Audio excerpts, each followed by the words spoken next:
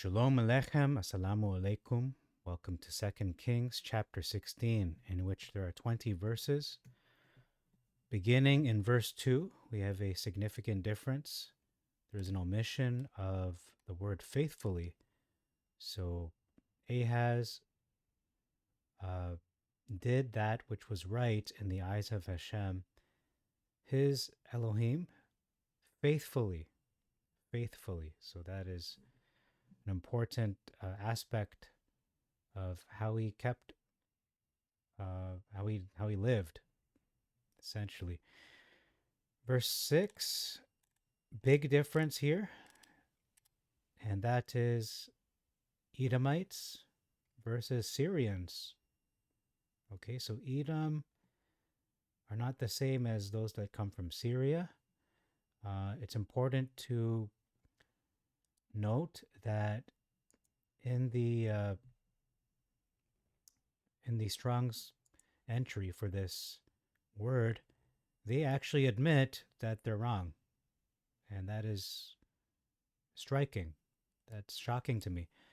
So you'll see in H0726, Aromi, it says a clerical error.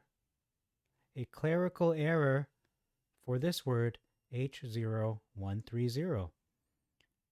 So they recognize that what was originally rendered as a Aramite or a Syrian is actually an Edomite, more correctly an Edomite.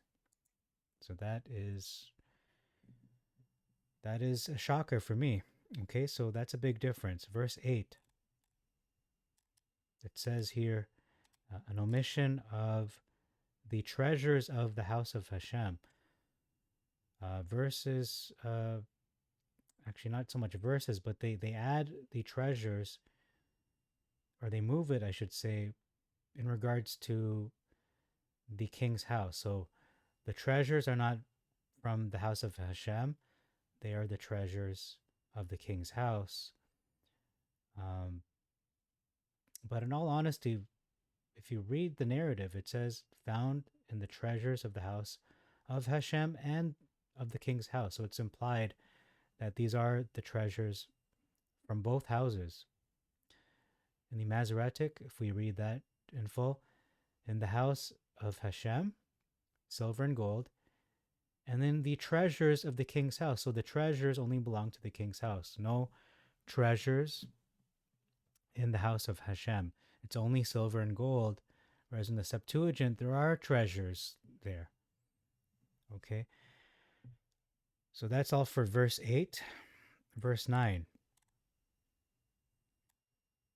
Removed the inhabitants versus carried it, which is the people of it, captive to Kir, a place called Kir. Verse 13, we've seen this throughout the Tanakh, but let's just bring it up to remembrance. Remind ourselves of this continual difference. Only mentioned it this one time in this chapter. It is poured out the blood versus sprinkled the blood. Okay, so if we look at the word for sprinkled, it's zarak, 2236, and it says scatter, sprinkle, toss. There's no possibility that this is poured in the Masoretic, but it is certainly poured. You don't sprinkle blood, you pour out the blood, because there is a lot of blood from these animal sacrifices. It's not just a few drops of blood. There's liters and liters of blood. Okay, so that's all for that difference. There's an omission of brazen altar. So this is an altar made of brass or bronze, perhaps. And there's an omission of that was before Hashem. But if we look at the verse 14, it says, he brought also the brazen altar. So actually, I'm just going to be honest with you. I think it makes more sense in the Masoretic because let's see. You know what? I'm not sure if it makes more sense, but it seems he is offering up the offerings all these different types of offerings on the bronze altar, the brazen altar that was before Hashem. So that is conclusive. In the Masoretic, it's on an altar. We just don't know what altar that is. But it's talking about how the king is bringing forward a different altar in front of the house of Hashem. So he's bringing a different altar.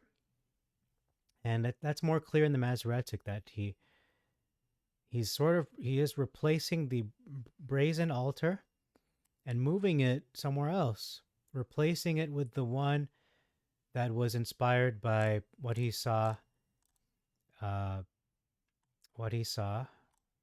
from Damascus in Syria, or I should say Assyria. Okay, so that is verse 13. Now, verse 15, it says here, offer upon the great altar versus burn. Okay, it's just a minor difference. And then all the blood of the whole burnt offering.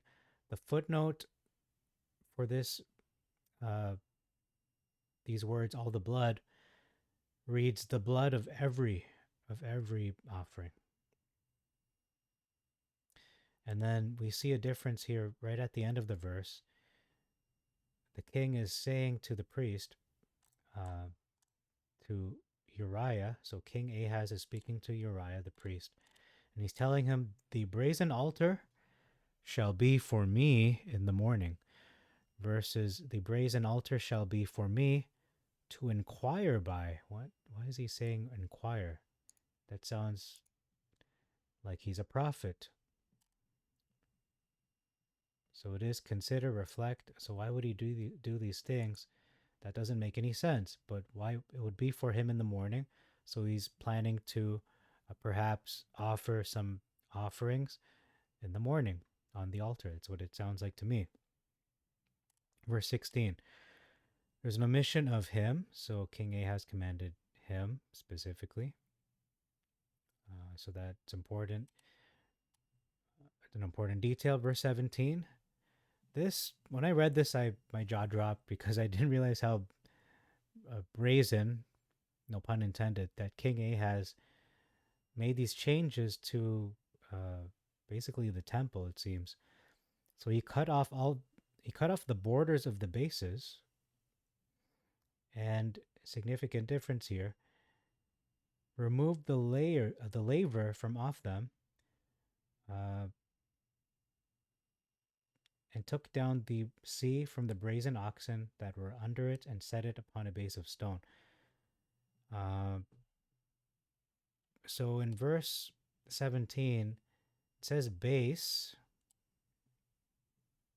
versus pavement.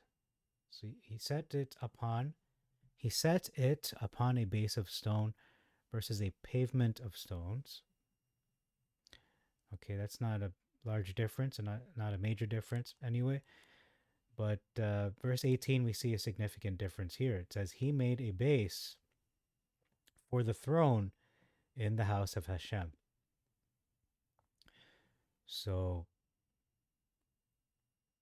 in the Masoretic, it doesn't say that. It says, and the covert, which could mean covered structure, for the Sabbath, which is not simply the weekly Sabbath, it also includes, by extension, the Moedim, the holy days. It can also mean intermission, but it's talking about this covered structure that is meant for the Sabbaths that they had built in the house. So just from a structural, architectural vantage point, he made a base for the throne. Okay, so that's different because remember in the previous verse, he cut off the borders of the bases. Okay, all the bases, and so he made his own base for the throne. So it seems he replaced the base for the throne, perhaps. In the Masoretic, it's not a base for the throne, it's a covered structure for the Sabbath that they had built in the house. Uh, seems he, what did he do with it? That he turned it. It seems like he turned the covert. So not only did he turn the king's entry, but he turned the covert. That's how it seems to read. I could be wrong in that respect, but could be that. That's a possibility. And a big difference here. Why did he turn the king's entrance without in the house of Hashem? Because of the king of the Assyrians, meaning he was inspired by what he had seen in Assyria. So that is why he turned the king's entrance outside. He turned it that way because that's the way it is in Assyria. In the Masoretic text, it doesn't read that way. It reads for. So it was done for the king of Assyria. So for the purposes of the king of Assyria, as if he is a frequent visitor. And so he's going to use that entry. So it just seems, yeah, that's a large difference. I could even say it's a huge difference. That is a big difference in any case. At the very least, it's a big difference. And the last difference we will point out is in verse 19. It says, even all that he did. So all that he did versus which he did. So it's all it compasses more of everything he did in the Septuagint. So that's all for this chapter. Thank you very much for your time. Until next time, I bid you all Shalom Aleichem, Assalamu Alaikum, Irini Mazisu, Pax Vobiscum, peace be unto you, and Maranatha.